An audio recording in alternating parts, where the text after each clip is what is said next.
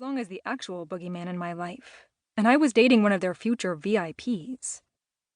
But they were on the back burner of my concerns right now. I made the mistake of looking around and caught the eye of one of them. I ducked my head back down, but I'd forgotten to replace my hood when I exited the bakery, and he recognized me instantly. His greedy nature favored me as I took off down the cobblestone streets. He wanted the bounty all for himself, so the only sign he gave of my location was the constant flashing of his obnoxious implements as he chased after me. I hurried down the path, stuffing my half-eaten croissant back in its paper bag. His kind weren't allowed indoors, but I couldn't be sure of my safety there either. Paris wasn't a magical city, but supernatural creatures did frequent it. There was a chance I'd be recognized. Strong hands gripped my arm and pulled me into an alley. I dropped, letting him support all my weight. The suddenness caught my attacker off guard, and I took the chance to elbow him in the gut. Adrenaline pumping through me, I whipped around and threw a kick. My attacker dodged, the action giving me a moment to take in his appearance. "I'm starting to get the hang of your moves," he said, dusting himself off.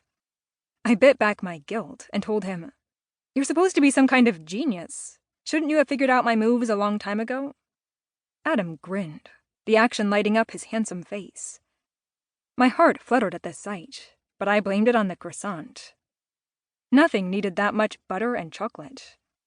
I paused and thought of my steady diet of mac and cheese, pizza, cake, pie, and coffee. Okay, maybe I wasn't the best judge of what constituted too much unhealthy stuff. Still, gotta give me points for being consistent with my eating habits. "Are you okay?" he asked. I rolled my eyes as the guilt welled back up. He was asking me if I was okay after I elbowed him. It was considerate crap like this that made me fall for him in the first place. And despite loving that about him, I refused to like it. "Are you?" I asked, resisting the urge to run my hands down his torso. That was the last thing I needed to be caught doing. "Are they gone?" "I'm fine. And probably not." He wrapped an arm around my waist and led me toward the street, rolling his eyes at my constant head turning. "Sweetheart, don't you think you're overreacting? They're just reporters." I glared at him. Reporters covered important things. Wars, famine, the latest political scandal. These were not reporters. They were vultures, trying to get exclusive pictures of Adam Pierce and his new girlfriend.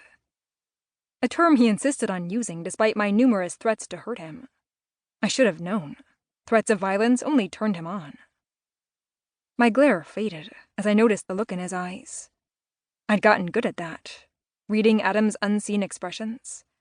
The man could be a brick wall, so it was a talent that served me well.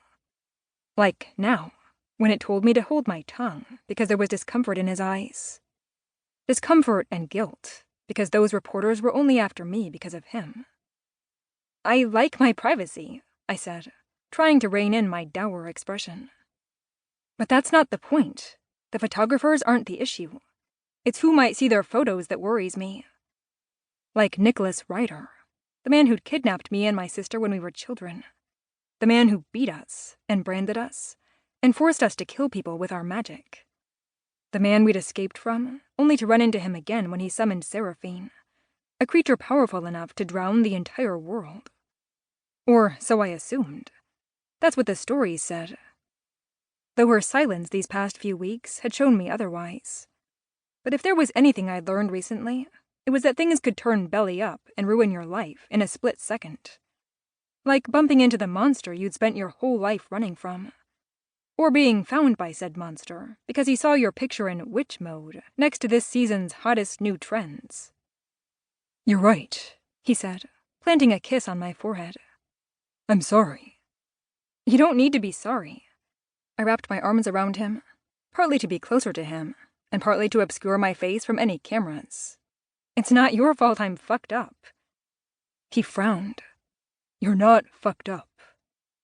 No, I was Fireborn, which was pretty much the same thing by today's standards. Fireborns were mages descended from dragons, or phoenixes, that had the ability to naturally absorb any magic that touched them. The magic they absorbed boosted their power, allowing them to grow stronger when, say, hit by a rival mage.